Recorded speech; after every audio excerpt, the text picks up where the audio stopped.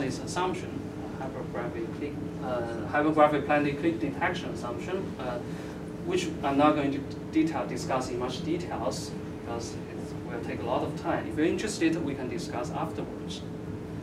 And this will provide at least one reason that why this problem is hard. And recently, this group of people at Stanford analyzed the landscape of the rank 1 spiked tensor model. They probably show that for this optimization, original optimization problem, even if R is 1 in the moderate signal ratio regime, the number of critical points will grow exponentially as the dimension grows, which from another aspect to show that this problem is very difficult to compute. Okay, so let me have a quick summary of the results so far. We consider tensor SVD, and this problem exhibits 3 different phases: strong signal noise ratio, then we have efficient algorithm HOI to estimate this, and weak signal noise ratio. When lambda of sigma is below this region, and there's no algorithm can stably estimate them well. What's more interesting is that if the lambda of sigma is between these 2 values, non-convex MLE can stably do so, and maybe there's no polynomial and computationally efficient algorithm can achieve this result. Okay, so all the results here are about all the 3 tensors. Now how about general the D tensor? We just need to replace all the 3 by D from the previous slide. All the results still hold. Okay, we still have 3 regions, strong, weak, and moderate. And still efficient algorithm exists. When signal noise ratio is weak, the problem is statistically not possible. And it's moderate, we have inefficient algorithm, but maybe no polynomial time algorithm exists. And here I want to have a quick remark. What happens if these 2? When these 2, that goes back to your earlier question. It's a matrix case. And if these 2 about the matrix SVD, that we don't have this moderate signal regime because these 2 values happens to be the same. Because in the matrix setting, the computation is statistical, there's no gap. And we have an efficient algorithm to achieve statistical optimality. That's what we do in the past 100 years. But when we move on from matrix to tensor, when D is greater than or equal to 3, for this tensor SVD problems, we not only have statistical challenges and also have the computational issues we have to handle.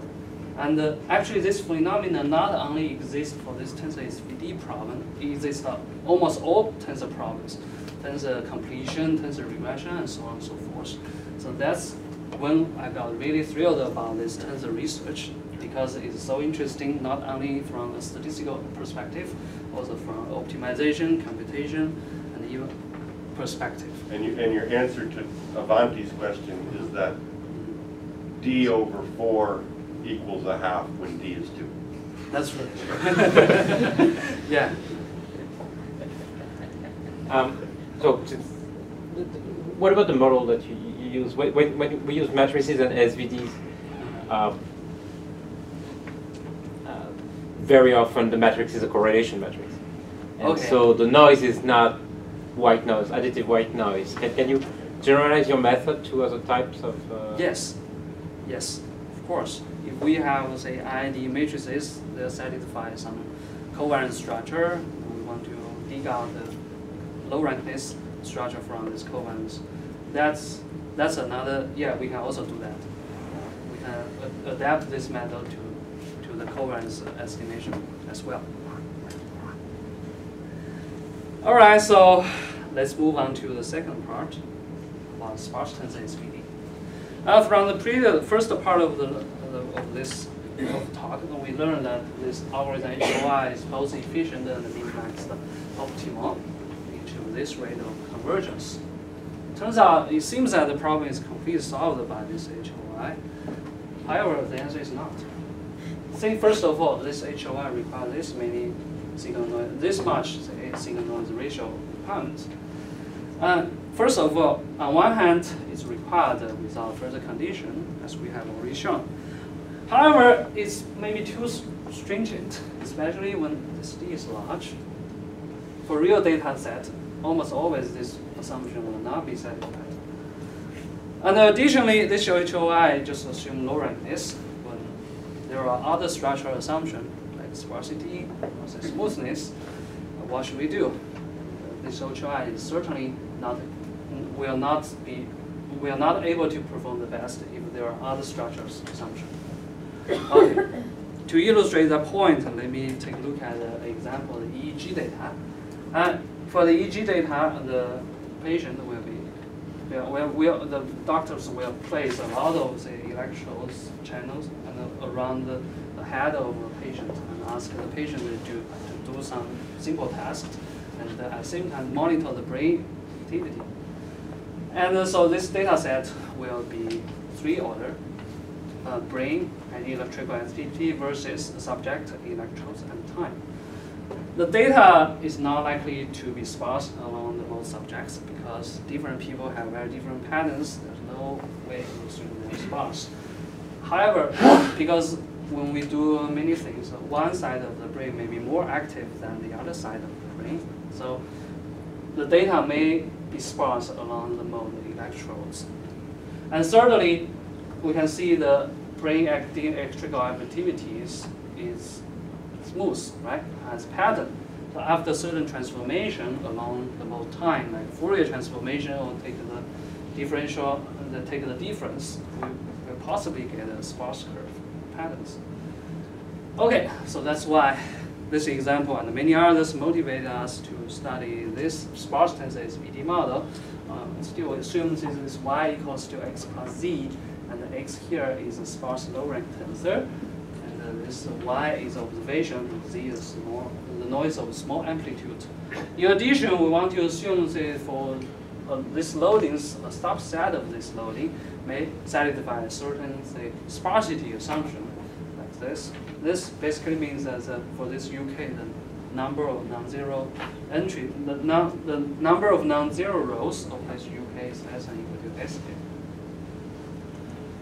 Okay, so this problem has so many freedoms, and we just want to specifically study the one scenario for better presentation here. We assume that Z has the Gaussian entry, normal 0 sigma square, and the S is R by R core tensor, and along these 3 modes, first one and third one are sparse, and the second one is not necessarily sparse. And our goal in one sentence is to estimate U1, U2, U3, and all the whole S from this noisy observation one. Okay, is the problem clear? Then what should we do? First idea is to consider MLE, because we want to encourage sparsity, we just put the L1 penalty. However, this problem itself is a bit hard to evaluate, not even mentioned to add the L1 penalty. And secondly, just ignore the sparse pattern and apply HOI and HOSVD. There's no guarantee this can work well. And thirdly, in each update of HOI and HOVD, and we apply matrix sparse SVD instead of the matrix regular SVD. That's still a reasonable procedure. However, as we will illustrate later, and this type of procedure may not work as good in both the statistics and the computation. And now, let's go into introduce our method. At this point, I can finally say proud to say I introduced this method, not from someone in the year of 2000. First of all, we wanted to do initialization. We only selected the index set such that this slice of the tensor is significant. By significant, I mean the L2 norm or the L3 norm is significantly large. And then we just get rid of this, say, unsignificant slice and construct the subtensor and initialize based on, say, spectral method. Okay, I know this slide is hard to read, so I put some picture to illustrate. We have this Y. Get rid of the slices, for example, this one, because they are too small. Then we construct the matrixization of this Y tilde and calculate the SVD. And this UK hat 0 will provide a convenient and easy to achieve initial estimates for U1, U2, and U3. Okay, in the second step, we still want to use the power iterations to update. For each step, we want to update U1, U2, and U3 alternatively with the other part fixed. And then we need to discuss in 2 scenarios, if this UK is sparse or not sparse. we first discuss the question. So what do you think the difference between if you have sparsity in the core tensor and the sparsity in the matrix along each dimension?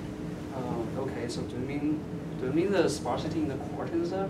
Yeah, because currently you assume the sparsity in the matrix along each dimension, right? Okay. Is it possible you have sparsity? Yeah. Yeah, that's a very good question. The sparsity in the matrix, I think we want to model that because the matrix has dimension p by r, and the core tensor has dimension r by r by r. So r cube is usually not a big number compared to p times r. So that's why we want to propose the sparsity on matrices instead of the core.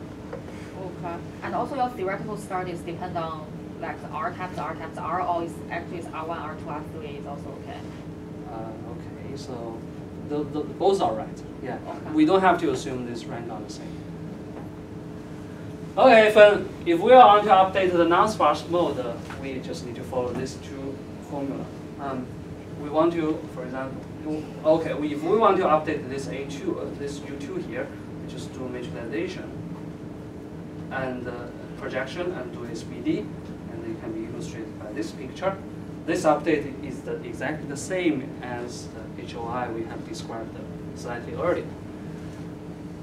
The update for the sparse mode is more intriguing. Okay, suppose when k is 1, then we basically need to go through all these procedures. We perform the first projection, first thresholding, second projection, second thresholding, and finally perform orthogonalization by QR to estimate this U1, to update this U1. Okay. Again, we understand it's really hard to read the slide, another picture. Okay, so we perform projection based on U2, U1, U3 and to reduce the dimension and to matrixization get this A1 matrix. And based on this A1 matrix, we want to get rid of some rows which are not significant. That's the first thresholding, we get the P1, and evaluate the SPD of this P1. However, this is not good enough. We want to extract the right singular subsets of the B1 and do another dimension reduction to get this A1 tilde and perform thresholding and to get the final estimate. By this double thresholding and projection, our algorithm can work better. So you might wonder why this is so complicated, especially the double thresholding procedure. I think I have a good analogy. So imagine if you are in the surgery room, the surgery. For example, in the ideal case, we want to say get rid of the tumor cells and keep all the healthy cells untouched. But that's technically very difficult, right? So that's why those surgeons need to be really, really careful and find the best direction to make the lancet and to cut. Here is the same. We want to project this matrix onto the right direction and perform the thresholding and to obtain the best result. We can have a lower bound to show that if we just do one thresholding, the performance will not be as good as doing the second one. Okay, and then finally we just run this iteration until the convergence and obtain the final estimate for U's and also for X. All right, so this procedure looks complicated. We have a simple name, sparse tensor alternating thresholding SPD, stat SPD. So how well does it work in practice? In theory, we can provide the following guarantee for the proposed procedure. And under this, say, signal noise ratio condition, we can show that after at most logarithmic number of iterations, the procedure yields the following upper bound with high probability. Okay, let me have an interpretation of this. Is that small? Yeah. Okay, let's have an interpretation for this upper bound. It contains 3 terms, right? The first term corresponds to the complexity of estimating the core tensor. It's because the dimension of this core tensor is exactly R1 times all the way to RD, right? And secondly, SKRK, this is the complexity in estimating the values of these each loadings. And also sigma squared sk log pk, this is the complexity in estimate the support of this loading. Of course, this term only exists when we are talking about the sparse modes. If you're familiar with the high-dimensional lasso or this Danzig selector, this type of literature, this term must be familiar to you, right? And secondly, so the signal-noise ratio assumption is this one. You can see now the dimension p only appears in this log instead of in polynomial dependence. So our algorithm in theory can handle the high dimensionality. Okay, so because of the interpretation of each term in the upper bound, it's not too difficult to develop this the statistical low bound result. Basically, we can see we focus on this class of low rank and sparse tensors, and this is the best we can do in terms of estimation of x and u. By comparing the upper and lower, our algorithm actually achieves the optimality here. Okay, so now let's consider some simulation study. What happens? So weird. Okay, so first of all, when the dimension p we fix as a 50 and the sparsity is 10 and rank is 5, and we compare our proposed procedure with all the alternative algorithms, HOI, SHOI, HOSVD, and SHOSVD. We can see that the estimation of x and the estimation of u in our proposed procedure is much better. And then we consider another simulation study and fix the dimension p to 15, the rank is 5. This time we'll only make the first two directional sparse, the U3 are not necessarily sparse. Okay, it's not surprised that in terms of estimation of U1 and U2, our algorithm is significantly better than the others because we consider the sparsity. The other methods may not. But somewhat more surprising to me is this figure. This is about the estimation error for U3. The red line corresponds to our method. It turns out that our stat SVD algorithm also works well on the third model, even if it's not sparse. And later we realized there's one reason. Because the tensor has 3 loadings, and these 3 loadings are unit instead of separate objects. Right. So if we understand the U1, U2 estimate them better, then they will help me to understand or estimate the U3 better. Question? Yeah, could you go back one slide to the x hat minus x thing? You mean? Even one before that one. Okay. Yeah, so you have an upper bound here, right? And you said it was an upper bound but held with some high probability, right? Yes. So do you have some kind of like a concentration? Do you have a lower bound also that has to be something because of error that you're just not going to be able to eliminate? Okay. During the lower bound, yeah, we have this lower bound. I know, but that's just a lower bound in expectation, Okay. right? Do you have anything that looks like, in probability, I can say that this is going to be jammed between something of this order and something of this order? Yeah. Like something closer to a concentration. Okay. Okay. That's a very good question. I think we do have the result. We can just make this expectation, replace this expectation by p with high probability. So I if think that's so. the case and you get a lower bound for how much error is in your approximation, does that suggest anything for your algorithm about cutting it short somewhere? Because you can't do any better than inherent statistical error? Okay, so I think I don't know if that time. question makes sense. But it's basically your estimate is only going to get this close. You have some concentration inequality lower bound, and that suggests that maybe you can terminate your algorithm somewhere, or you can alter the algorithm earlier because you're not going to get an improvement. Okay, I think I got your question, but because the time limit is already 12:22, so is it possible that we discuss it a little bit afterwards? Sure. Yeah, thank you.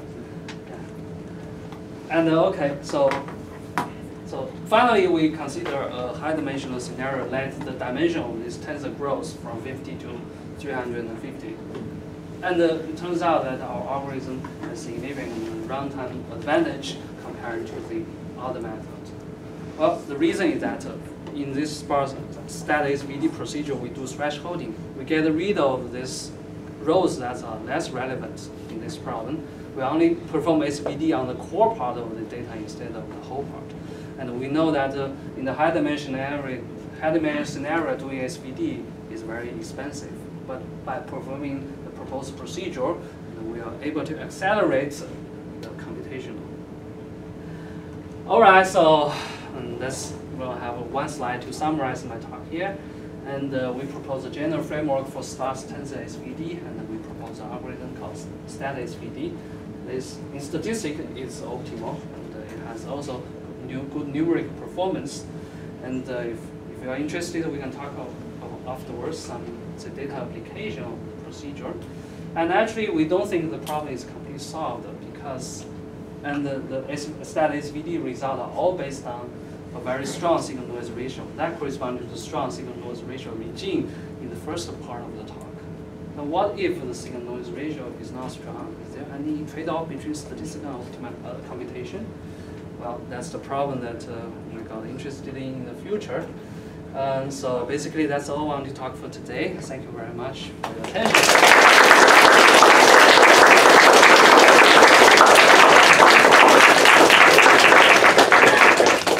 They don't normally clap at the end, so good job.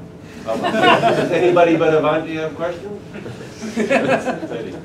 Yes, well, I have two questions. So the first one is, in the high-order SVD, we've picked special ways of matricizing. In other words, projecting to matrices.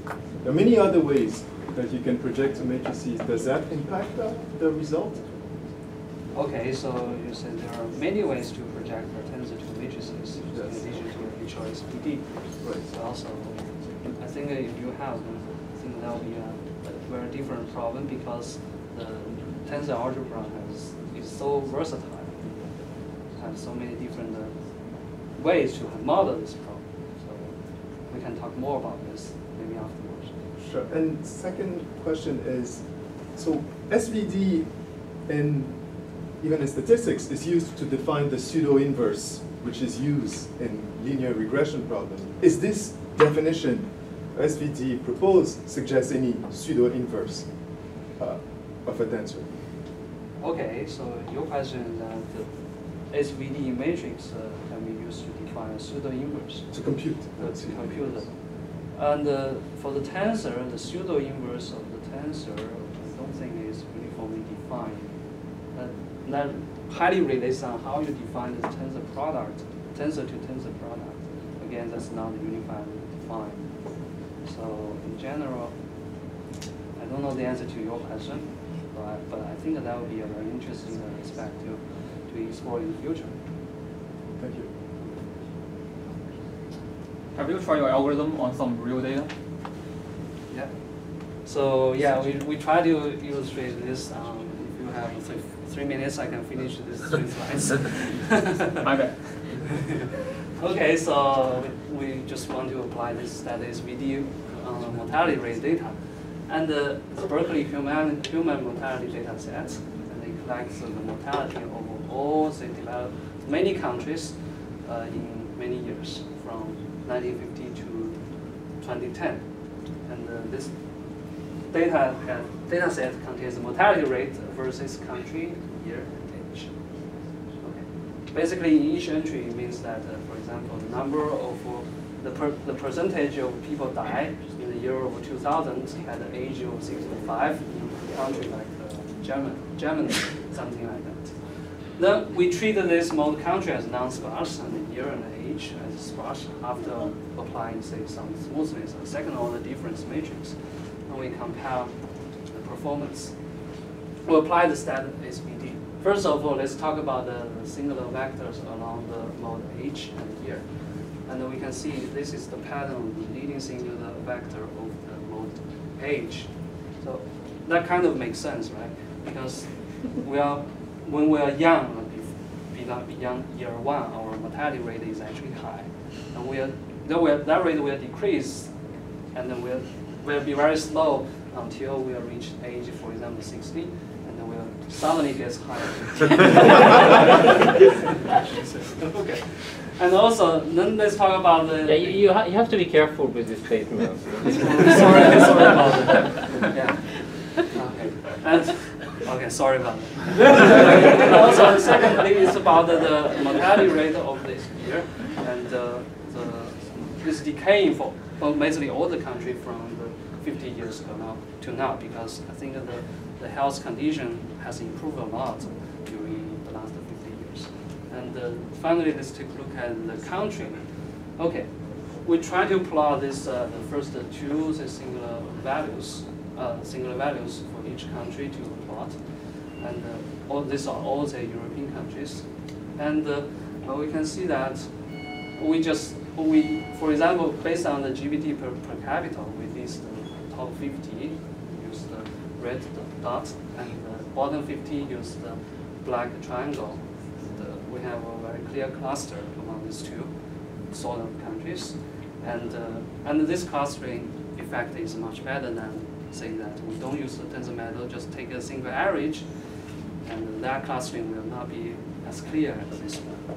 So I'm not sure if that's a real data analysis, but that's what we have here. Yeah, but your real data is from 0 to 1, right? It's percentage. Yes, but they're can all you assume percentage. they have Gaussian distribution? Okay, but we know the population of each country, right? We multiply it back, then we have a very it would be a large country, large value. But then that's a count data. You still cannot assume it's Gaussian, right? Maybe quasi. Well, Or so you can, sure. you can if you have the 3,000 or 2,000 or even higher. I think a normality kind of makes sense, right? And also, like, if you have different variance along different dimensions, like in the real data analysis, how will you define your signal to noise ratio, and how do you, like, yeah? That's a good question. Right. Okay. Let me summarize. Do you have a Bayesian version of this method? Oh. And with that, we will thank the speaker. No, come